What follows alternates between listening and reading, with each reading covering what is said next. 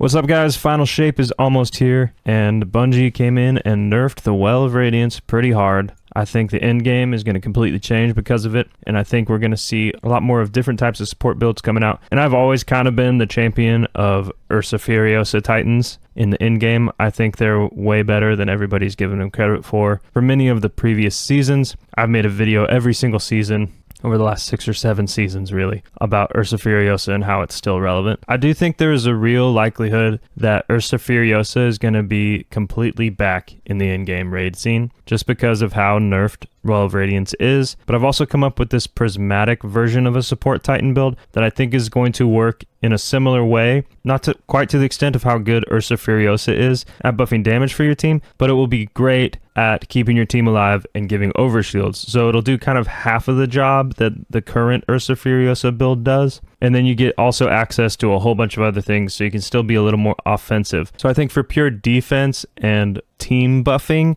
Ursa Furiosa is going to be great. But I think Prismatic opens up some other stuff to where you could run a similar build solo now, and then pop on Ursa Furiosa and go pure void for raids. So here we go. Here's my Prismatic in-game support Titan build. The first thing up is this Unbreakable aspect. This takes over your grenade slot. Hold to summon a void shield and block a portion of incoming damage, gradually draining your grenade energy and granting an overshield over time. So the big thing about this is you get an overshield, but I don't know how much a portion of incoming damage is. I know with Ursa Furiosa, it blocks all of it, 100% of damage coming in, and you get a ton of super energy back. So I'm just curious to see how much is a portion, and that'll kind of determine how good this is in in-game. And then releasing the grenade input or running out of energy releases a frontal blast from your shield that deals increased damage based on how much damage was blocked. Combatants that come in contact with your shield are temporarily disoriented. So that's the brand new aspect. And then the other aspects that I was looking at is either Dranger's Lash,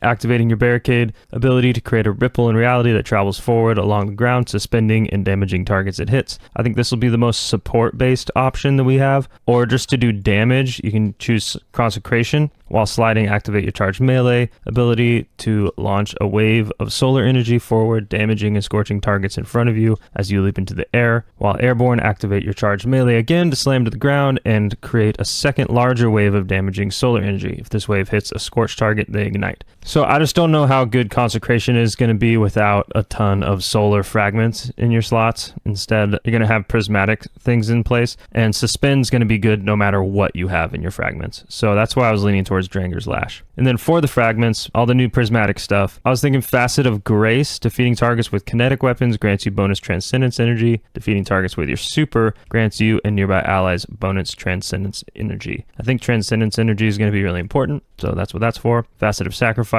While you have Arc, Solar, or Void buff ability, Final Blows grant bonus Darkness Transcendency energy. And you should have Overshield quite a bit, which will give you that Void buff. Facet of Generosity. Defeating targets while Transcendent creates Orbs of Power for your allies. Facet of Hope. While you have an elemental buff, your class ability regenerates more quickly. Facet of Balance. Rapidly defeating targets with light damage grants melee energy. Rapidly defeating targets with darkness damage grants grenade energy. And I think grenade energy is going to be really important to just make sure you can do your unbreakable shield every time you want it. Facet of Purpose. Picking up an Orb of Power grants either Amplified, Restoration, Frost Armor, Woven Mail, or Overshield based on the damage type of your equipped super. Out of all these verbs, for this specific build, I think either Woven Mail or Overshield is going to be what you want. So that'll determine what super we pick. For the abilities for the melee, none of them stood out to me as like, oh, this is the one to pick. All of them didn't seem that great. Shield throws, kind of iconic. Thunderclap's pretty fun.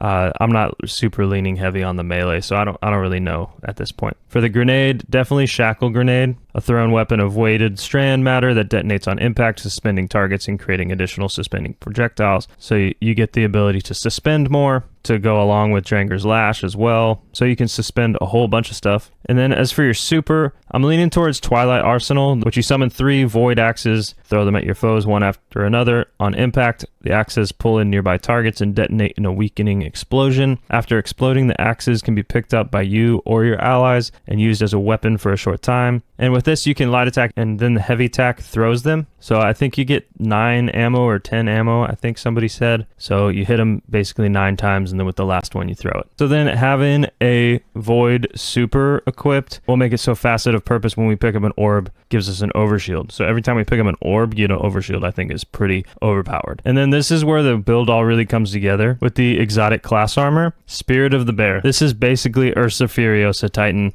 on the exotic class armor, but it's a little different. So move faster while guarding with the unbreakable shield, not your super. Damage blocked with unbreakable is converted to super energy. You still get super energy, and so it's still helping your team with that, and you're still protecting them. But also, like I said, it's blocking a portion of incoming damage, not all incoming damage. Not quite as safe as the Sentinel shield. And also, Unbreakable shield doesn't buff any damage going through it. So I'm not certain how great this is going to be. It might be necessary now with the Well of Radiance nerfs. And then to go along with the Spirit of the Bear is the Spirit of Armamentarium. Gain an additional grenade charge. This will help doing more unbreakable, so then you can always be able to summon this void shield because you'll have 2 grenade charges. Or if you want to summon a grenade shield and then throw your shackle grenade, you can. And with this, until you get the perfect exotic class armor, I'd probably just go with wearing Armamentarium because that's the one that will help with Prismatic and with this. And then the stats that I'm going to focus on are Resilience and Discipline. With all that said, this is the kind of Prismatic version I'm thinking of. I do think a Void Ursa Furiosa Titan is still going to be really good in in-game rating, and especially day 1 rating this time, because just Well of Radiance isn't going to be as strong. It was some pretty huge nerfs that it got hit with. Reduced healing per second from 100 to 50. That's half as much healing. You're not going to be able to survive as much as you could. And the Sentinel Shield Guard is so strong, and you get a buff to damage. It's